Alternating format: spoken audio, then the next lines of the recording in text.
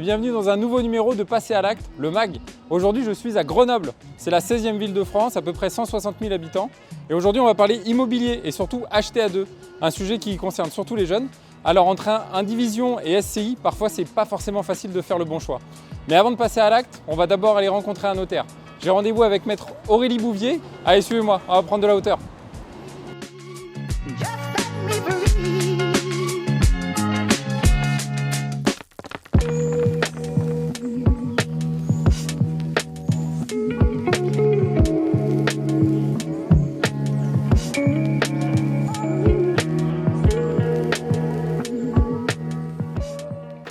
Bonjour Aurélie. Bonjour Alexandre. Merci de me recevoir chez toi, à Grenoble. Merci, Bon, bienvenue. La vue est quand même assez magnifique, hein. C'est la première fois que je monte ici, là j'avoue c'est quand même assez incroyable. C'est assez spectaculaire effectivement, on se rend compte que Grenoble est cerné de très belles montagnes. Bon, aujourd'hui on va parler d'immobilier, j'imagine que acheter à deux, il y en a pas mal qui en dessous à Grenoble l'ont fait déjà. C'est ça. Et là on va essayer de récapituler un peu ensemble et on va regarder un petit peu plus dans le détail comment mieux s'en sortir. Avec plaisir.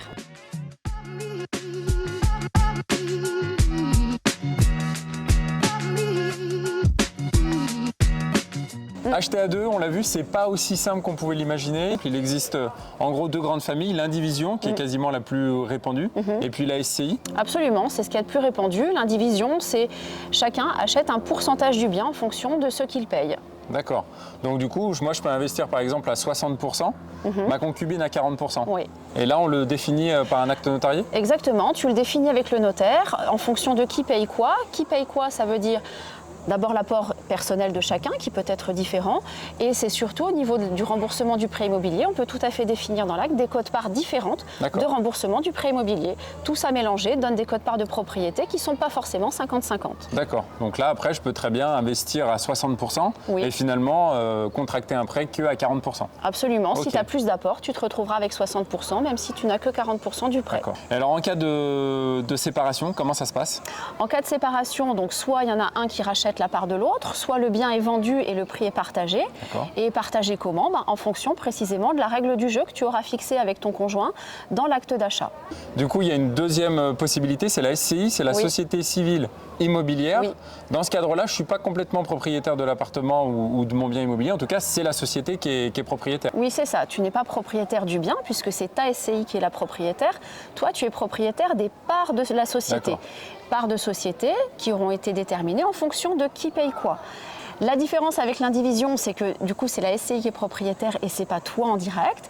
C'est que dans les statuts de la SCI, on va pouvoir définir qui est le gérant de la SCI, quels sont ses pouvoirs, alors que dans une indivision, les pouvoirs sont strictement les mêmes, quels que soient les quotes-parts de propriété de chacun. Dans une SCI, on peut tout à fait définir des pouvoirs différents entre associés. Ouais, ça offre finalement avec les statuts plus de possibilités, peut-être un peu plus de liberté aussi. Ça peut offrir un peu plus de souplesse, ce qui est pas mal à envisager, notamment en cas de recomposition familiale. L'intérêt, c'est justement de définir les pouvoirs, qui fait quoi. L'intérêt dans les statuts de la SCI, c'est également de définir qu'est-ce qui se passe en cas de décès, puisque là, ça va permettre de mieux gérer et d'éviter des conflits familiaux après le décès d'un des associés.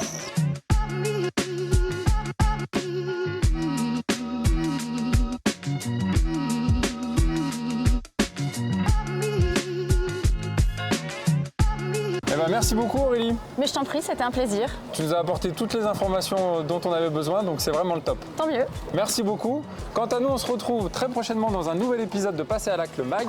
Et en attendant, vous pouvez déjà retrouver plein d'informations sur passeralacte.com. À très bientôt.